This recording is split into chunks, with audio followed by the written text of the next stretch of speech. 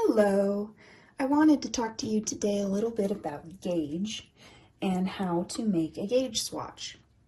For example, I have a pattern that tells me the gauge should be 19 stitches by 26 rows, and that should equal 4 inches by 4 inches if it's made in stockinette stitch on number 7 needles.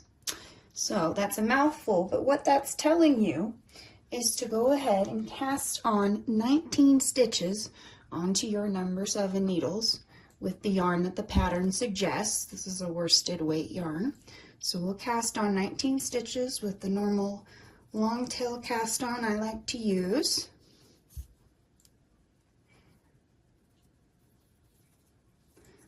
Your slip knot counts as your first stitch, so that will be 2, 3, 4, 5, 6, 7, 8, 9, 10, 11, 12, 13, 14, 15, 16, 17, 18, and 19. So we followed that first part of the gauge instruction, which was 19 stitches, and then we'll do that by 26 rows. That means we'll make 26 rows. It wants us to use stockinette stitch, so that means we're going to follow a pattern that's knit 1 row and purl 1 row in order to make the pattern follow the gauge instructions. So you'll turn your work, and the next row will need to be a purl stitch to start that stockinette pattern. I'll fast forward this purl row for you, and then we'll look at what to do next.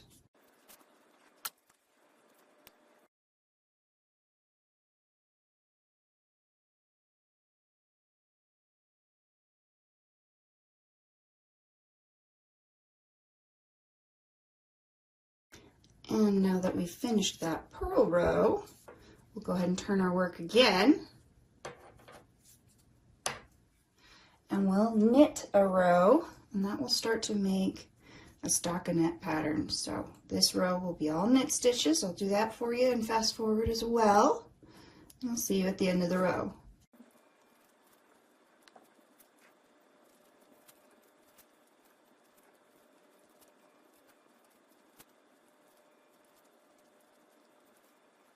All right, and at the end of that knit row, we're on row number 3. We'll turn it again and purl another row, and we'll just keep going in that purl a row, knit a row pattern until we've gotten to row 25. And then at row 26, we'll bind off, and that will count as our last row. I'll go ahead and do that for you, but I'll fast forward it for you.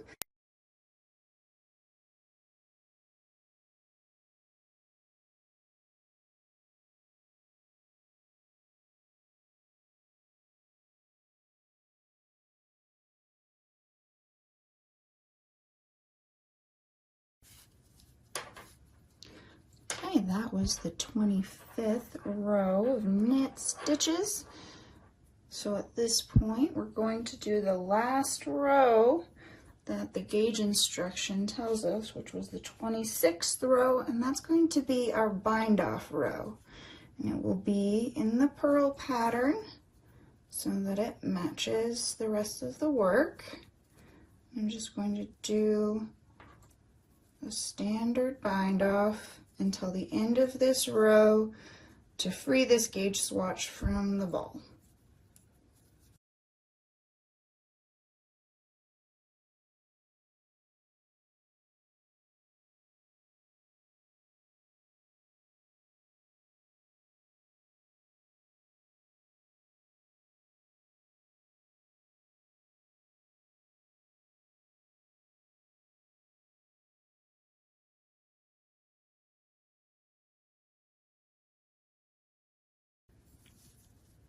And at this point, we'll grab some scissors and we'll clip that so it's free of the ball.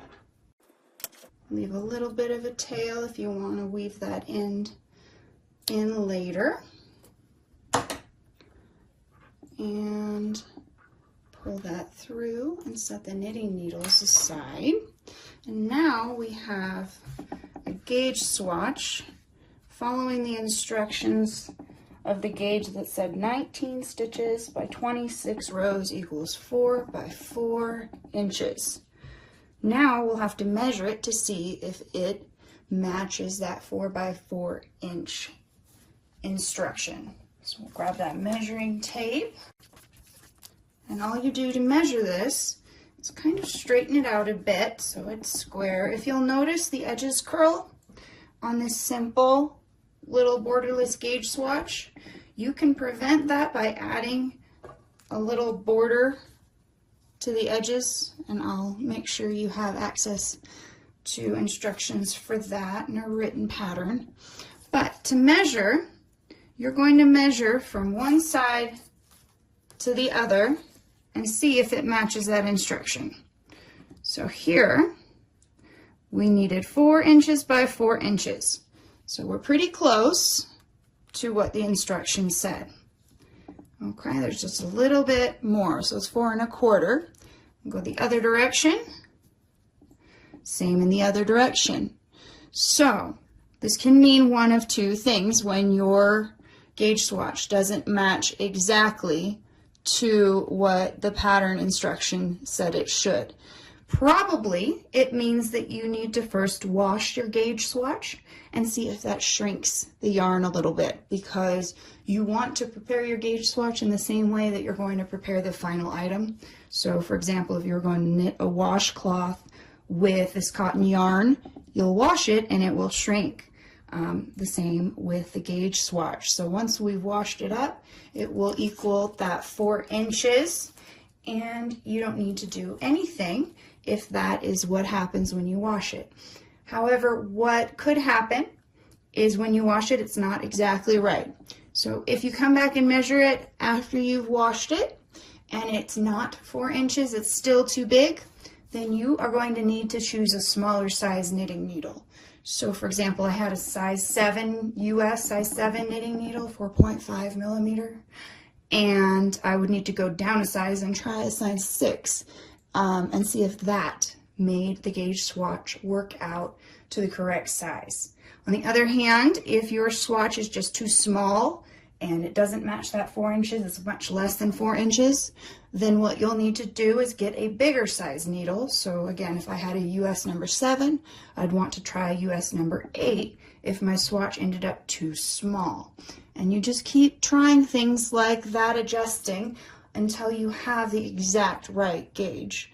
I hope that that was useful for you, and I hope you have a wonderful day.